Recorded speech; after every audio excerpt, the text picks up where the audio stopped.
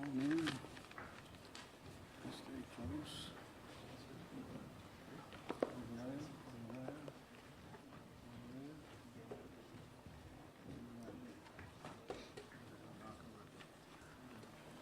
Yeah, big crowd.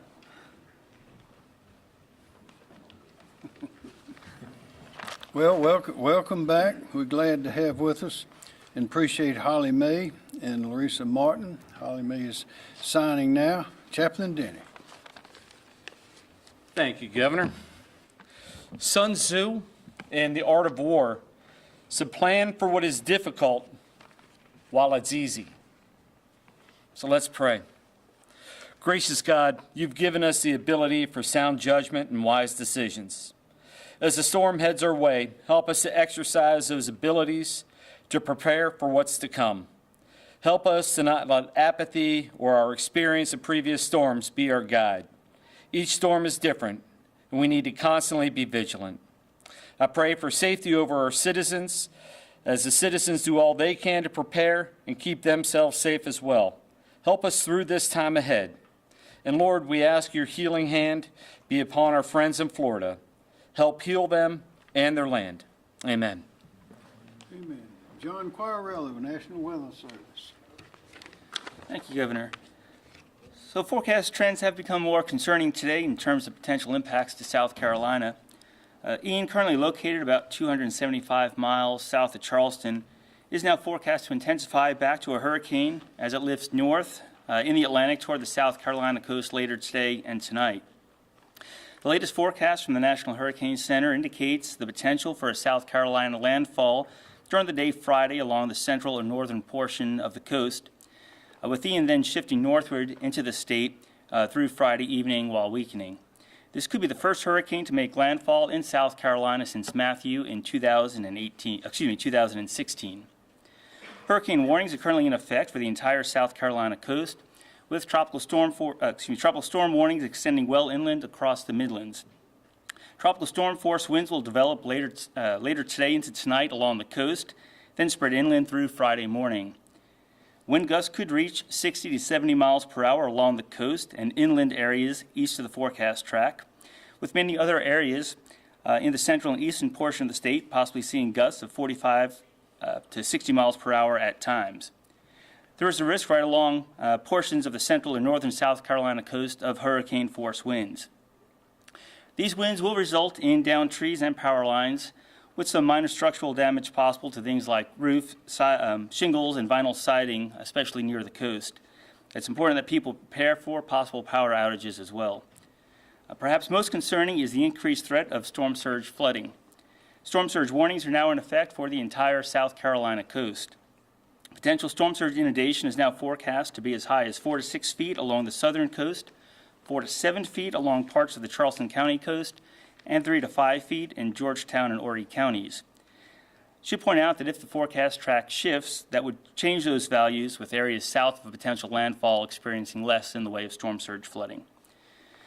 However, given those values, flooding won't just occur along the ocean front, but also along waterways, bays, and tidal creeks, and some roadways may become temporarily impassable.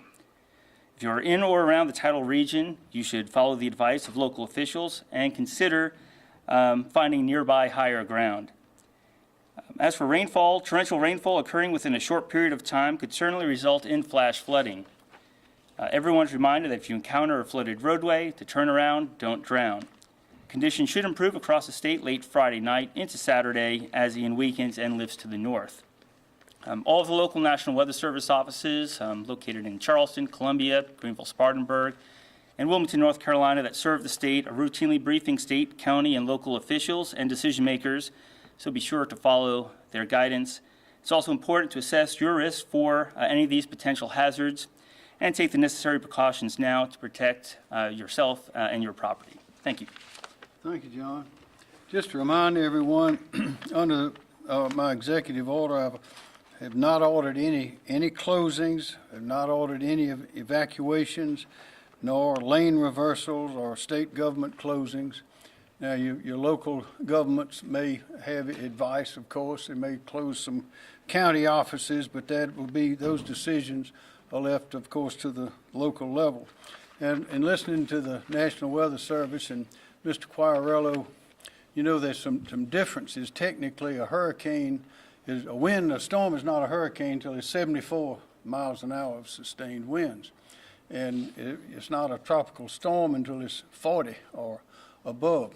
Doesn't make much difference whether this comes in at hurricane strength or below it storm strength or somewhere on the line, because it's going to be blowing strong winds. And it's going to be all over the state at different levels, as you can see if you go and look at those maps. But we know we're going to have a lot of water. We're going to have, this is going to come in, we're having this, Ian is going to arrive in strength about 8 o'clock tomorrow morning, and it'll be here till about 8 o'clock tomorrow night at top strength. So high tide in Charleston is at noon tomorrow. So we know there's going to be water, a lot of hot water in Charleston at noon. They know that too. I spoke to John Mayor Tecklenburg this morning. In fact, I think I've spoken today to most of the mayors along the coast, as well as our congressional, the Senators Scott and Senator Graham, and my office has been talking with others. I spoke to Congresswoman Mace, but everyone is on the same page. Everyone is reading the same information, and of course, our team here is tightly involved with all of the county organizations and the county offices, and we know what's coming. So there's a little bit of wiggle room in exactly how strong the rains and how strong the wind will be. But the biggest variable is human reaction, is people failing to take the necessary precautions. That's the real danger that we have, is human error. So again, all of us want to urge everyone in our state to take a look at those maps, to pay attention, to see what is going to happen in your area. Some will have more wind than others, some will have more rain than others, but you can get that information if you go to those official sources, and don't go to the others, because there's always a lot of misinformation or sometimes outdated information that's going around. We know this is going to be a serious storm, but we also know, based on our preparations, which are now moving, we're not preparing anymore, we're acting now. We know that we can handle this if we use our heads and follow the rules. And there are a lot of little simple things. If you have to go to the store, if you're running out of something, go ahead and do it while we have time before it starts raining real hard. Don't drive on roads. If you can't see the pavement, don't drive on the road.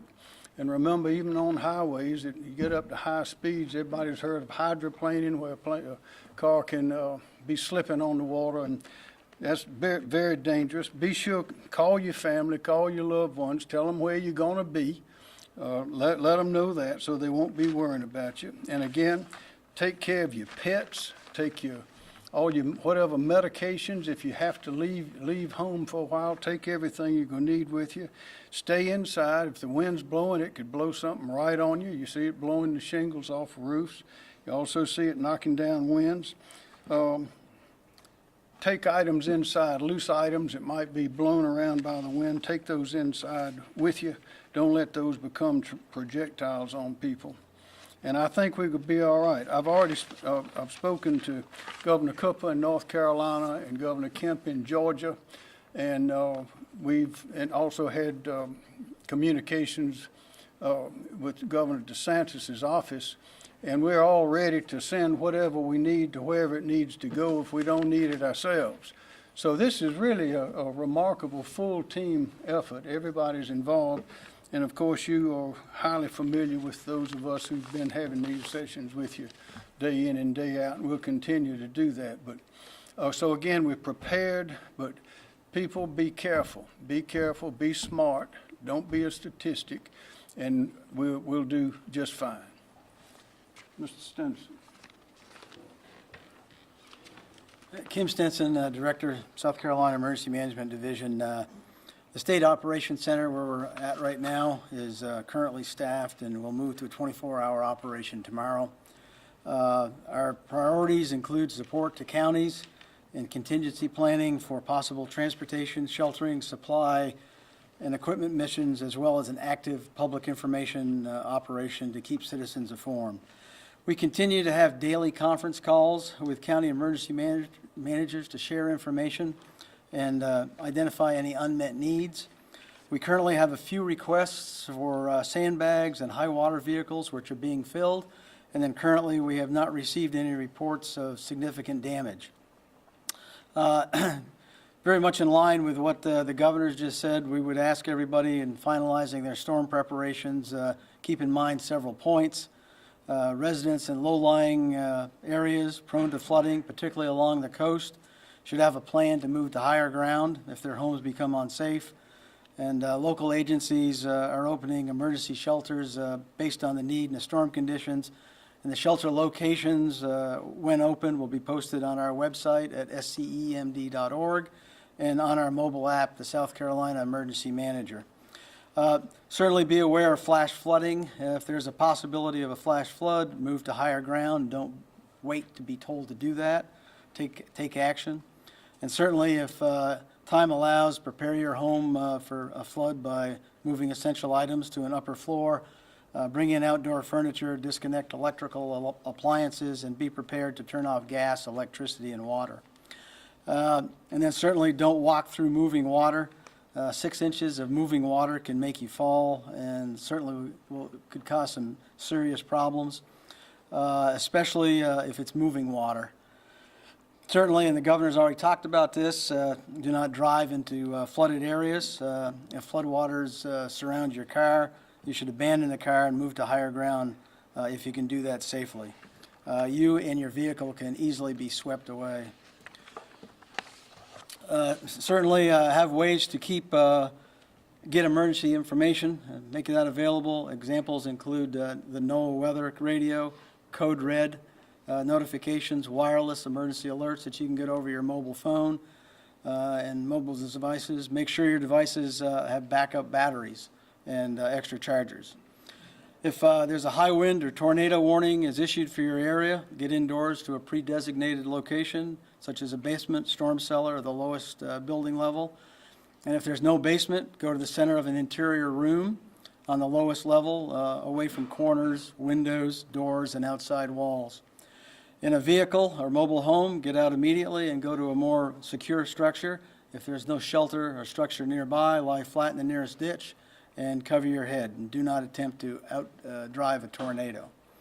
Also, as the governor mentioned, follow trusted, verified sources for the latest news, and be prepared to follow the instructions of state and local public safety officials. And then finally, another reminder that this is not just a coastal event, and we expect this storm to impact all of South Carolina over the next several days. Thank you, sir. Yes, sir. And an expression we've used lately is run from the water and hide from the wind, because this wind will really be blowing and can blow things on you. And so we must be careful, and Mr. Stinson reminded me of that water. If you're in a vehicle that has electric windows, they will not open if you get under the water. So you don't want to be underwater. You don't want to slide off a road into a ditch full of water, because you might not be able to get the doors open, and the windows, the electrical windows, all those circuits will not work. So this could be very dangerous for those kind of reasons as well. So I want everybody to think and be careful what you're doing. General McCartney. Thank you, Governor. Good afternoon, Major General McCarty, Adjutant General here in South Carolina. The soldiers, airmen, and employees of the Military Department of South Carolina are prepared to support the state in response to Hurricane Ian. This, as the chaplain noted, this is something that we do year-round. We prepare for these type of events.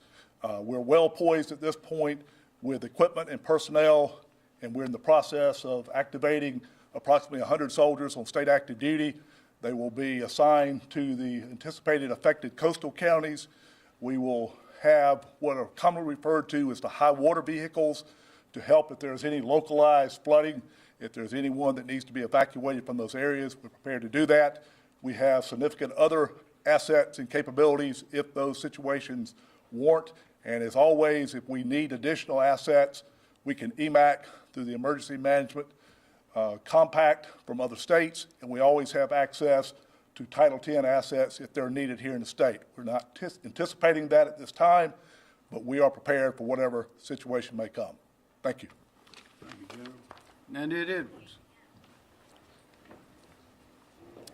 Thank you, Governor. As an update to my report yesterday, Duke, Dominion, and Santee Cooper have a suspended disconnect. They are also, all of these utility partners have stationed additional resources so that as the storm leaves, that they are able to conduct power restoration services very quickly. With regard to our fuel partners for the state of South Carolina, we have continually checked in with them, and their fuel supplies are in good order, and they have no unmet needs. Thank you, ma'am. Ben Duncan. Thank you, Governor. Ben Duncan, Chief Resilience Officer. We stand ready to assist citizens after the storm with recovery measures. We have disaster case managers ready to go.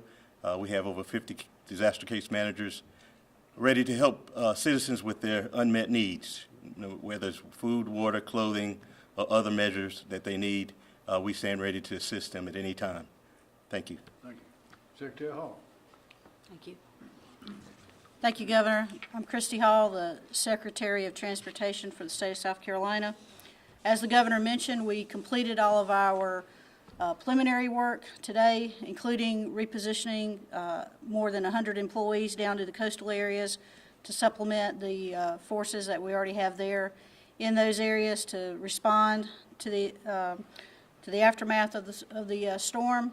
That includes, as I mentioned, 100 additional folks from the upstate that we've moved down to help with road clearance operations as well as signal restoration work, which is something new that we did this year, which was to bring signal supplies with us into those areas to make sure that we're able to rapidly restore service into the area. And we will also team up with the utility crews that Director Edwards mentioned with regards to reentry and clearing of downed trees.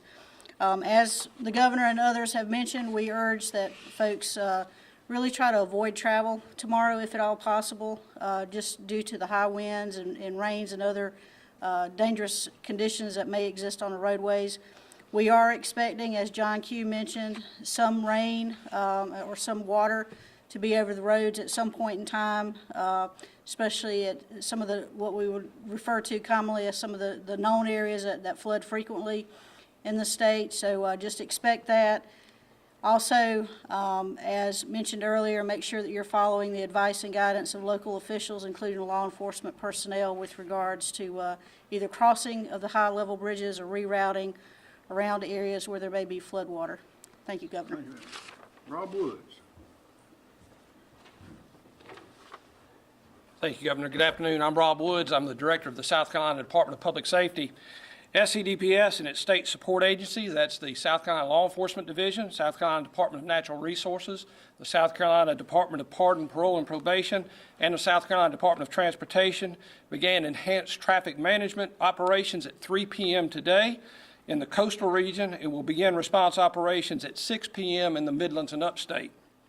Our current focus is responding to anticipated increases in calls for service along major highways as the storm approaches, and shifting to support of SCDOT in addressing traffic hazards and assisting SLED with law enforcement missions after the storm. As always, and to echo Secretary Hall's advice, DPS encourages all citizens to avoid travel during hazardous weather and remain aware of dangerous roadway conditions after the storm has passed. Thank you, Governor. Thanks, sir. Dr. Simmer. Thank you, Governor. Good afternoon, everyone. I'm Dr. Ed Simmer, Director of the South Carolina Department of Health and Environmental Control. We continue to work to prepare for this storm. A couple of cautions for folks as the floodwaters start to come in. Please remember that not only are floodwaters dangerous from a drowning standpoint, they also often have toxic substances and high levels of bacteria. So staying out of floodwater is very important for your health.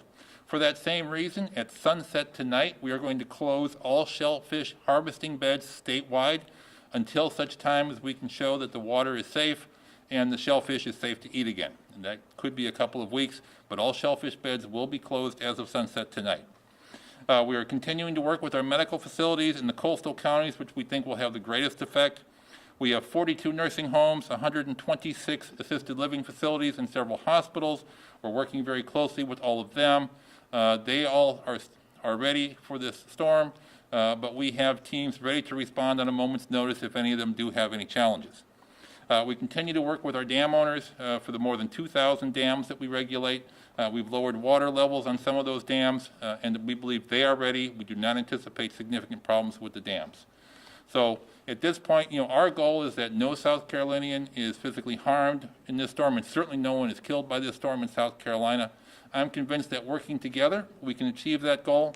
Please be smart, stay informed, don't take chances you don't need to take, and working together, we will make sure that every South Carolinian comes through this okay. Thank you, Governor. Thank you. Are there any questions? Yes, sir. This is to John. You mentioned that this could be the first hurricane that makes landfall since Matthew. Are there any particular concerns that you have about this hurricane that occurred when Matthew made landfall in South Carolina? I couldn't, are there any what? Any particular concerns that this hurricane could bring similar to what Matthew brought? The main concern always, this is stronger than some that we've had, but weaker than others.